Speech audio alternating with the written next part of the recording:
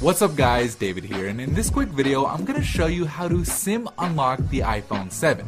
It's worth noting that this method also works for the iPhone 7 Plus and pretty much any other iPhone out there. So the first thing you're going to want to do is turn off Find My iPhone, which you can do by going into the settings, then iCloud, then Find My iPhone, and then flip the switch to the off position. Once you've done that, go back to the home screen and open up the dialer and dial *#06# to bring up your iPhone's IMEI number. Write this number down and make sure that you get it right, as you're gonna need it later. The next step is to get the unique unlock code that your phone needs from an unlocking service, and soon enough you'll get an email that looks something like this, telling you that your iPhone 7 has been unlocked. And from here, all you have to do is enter in an unaccepted SIM card. So basically any SIM card that isn't from the carrier your phone is locked to. So in my case, since the phone is locked to AT&T, I'll enter in a T-Mobile SIM card, and then all you have to do is connect the phone to Wi-Fi, and that's it. Your iPhone will be officially unlocked.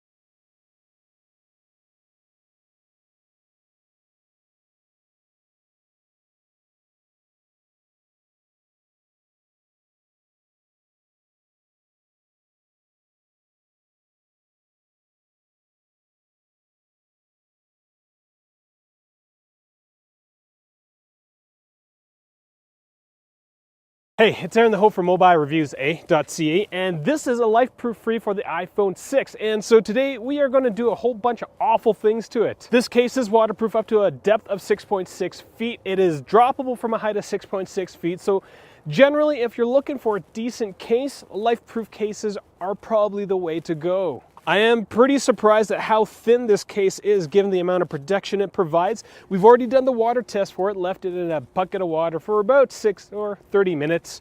And we took a look inside the case and it's completely dry. Now, I live in the landlocked province of Alberta. We don't touch any sort of large body of water, so the best thing that we got is this little garbage can of water. I've got an iPhone 6, so used to saying iPhone 5S.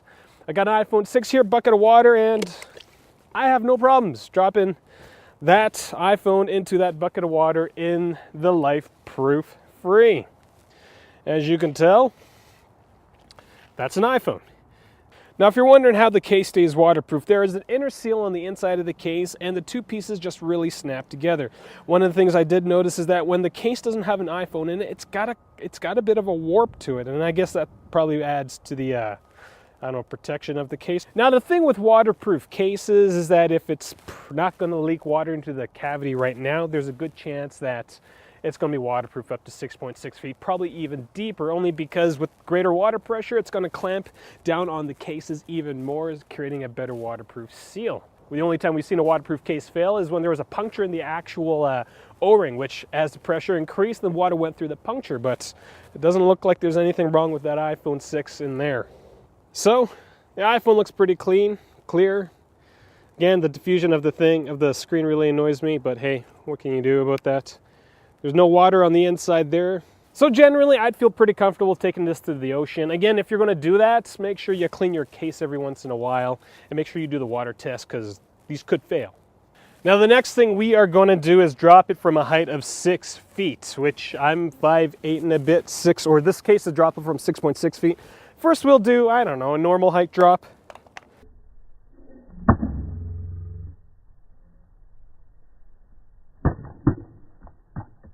See how high that bounced?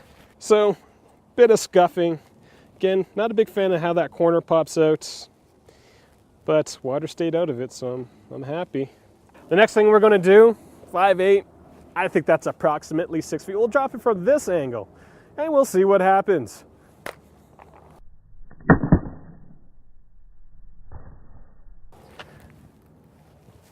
Oh, that case is definitely not waterproof anymore. Well, so the case doesn't quite hold up to a 6.6 foot drop, it looks like. That is pretty messed up, definitely not waterproof. So it just totally destroyed my $70 LifeProof Fre, which took an extra $50 to ship to Canada. Now the last thing I really wanted to know was how tough the screen protector was. It says you can drop it from 6.6 feet. Can you drop it from a height of 6.6 feet face first? Now this is concrete, that's pretty boring. Let's move it out to this spot where there is a nice mixture of sadness, of dead leaves, cigarette butts, and some really nice gravel rocks that we can drop our stuff from. So, well,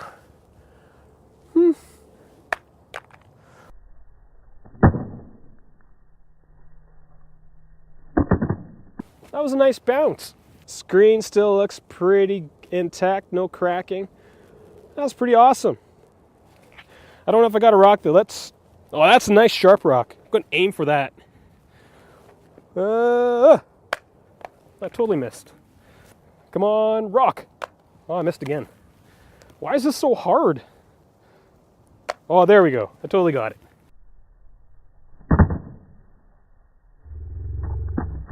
And, well, it is completely awesome. Screen does not look cracked, so let's go inside and take a closer look at it. All right, so we're back inside now, and I quickly went through the footage, and I did notice that my pivot heads didn't actually go off for some of the video, so I do apologize for that.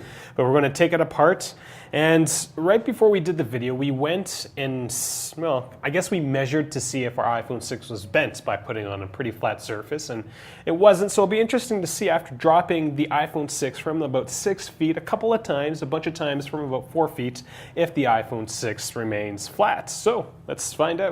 So there is the iPhone, as you can tell.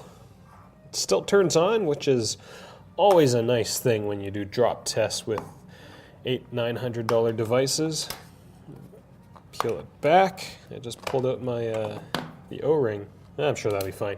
There is the iPhone. So, as you can tell, the iPhone doesn't seem to have any damage. It doesn't look like any of the rocks went through the screen protector. The screen protector itself seems pretty decent. I'm pretty surprised at how strong the screen protector is. So that sound is a bunch of dogs running around the office, which is always pretty awesome. So there's the phone.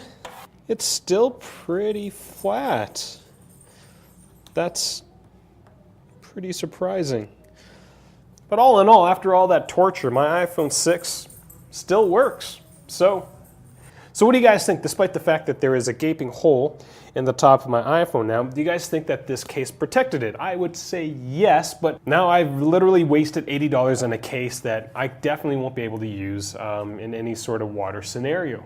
So if you found this kind of useful, entertaining at least, give it a thumbs up. That'd be really helpful. If you want to help out a little bit more, I did just go through another $80 case, which cost about $130 to ship to Canada. I should really move. Do consider supporting us by getting a t-shirt or through Patreon. It takes quite a bit of time and effort to do these tests, so if any sort of help would be greatly appreciated. If this is the first time you're watching one of my videos, click subscribe because we do really crazy things to really expensive devices. Thanks for watching.